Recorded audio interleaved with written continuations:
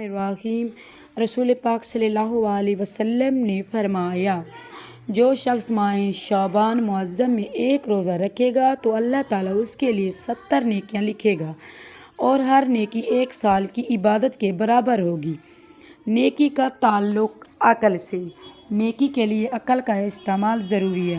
اگر عقل استعمال نہ کی گئی تو ہو سکتا ہے جس کو اچھائی یا نیکی سمجھ رہے ہو وہ بدی ہو۔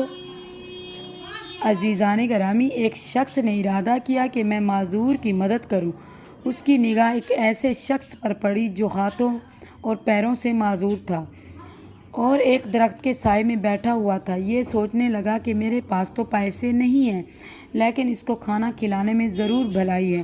اس شخص نے پھل کی دکان کی طرف رخ کیا، انتظار کرنے لگا کہ کب دکان پر گھاٹا رش زیادہ ہوگا تاکہ آنکھیں بچا کر پھل اپنی تھیلی میں ڈالوں اور اس معذور کے ساتھ بھلائی کر دوں۔ اچانک دکان پر رش زیادہ ہو گیا۔ دکاندار سے آنکھیں بچا کر کچھ پھل تھیلے میں ڈال کر چل پڑا۔ یہ سارے کے سارے پھل اس نے معذور کو دے دیے۔ امیر المومنین علی ابن ابی طالب علیہ السلام کے اس عمل کو دیکھ رہے تھے۔ جب وہ معذور کو پھل کھلا کر واپس آیا تو امام علیہ السلام نے فرمایا کہ تو نے یہ گناہ کیوں کیا ہے؟ وہ کہنے لگا، یہ امام علیہ السلام، معذور کو کھانا کھلائے، یہ تو نیکی ہے۔ میں نے تو تمام پھل معذور کو کھلا دیے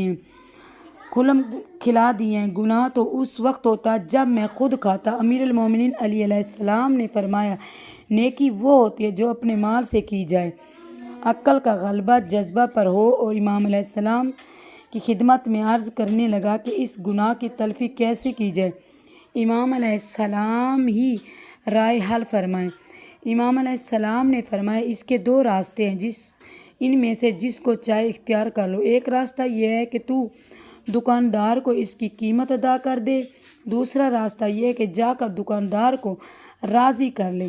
اس نے عقل سے کام لیتے ہوئے امام علیہ السلام کی ہدایت کو اپنے لیے راہ نجات جانتے ہوئے کہا، اے امیر المومنین علی ابن ابی طالب، میں دونوں راستوں کو اختیار کر لوں گا۔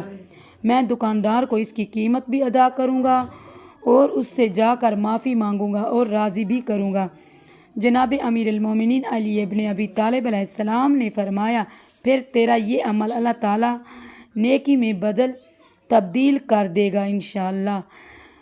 عزیزان گرامی، بس واضح کر رہے ہیں کہ نیکی کو ہی سامنے نہ رکھیں بلکہ عقل سے کام لیتے ہوئے نیکی کی طرف قدم بڑھائیں۔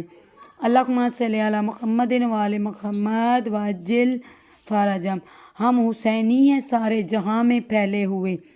اللہم عجل لولیک الفرج، اللہم عجل لولیک الفرج، الہی آمین۔ اللہم صلی علی محمد و آل محمد۔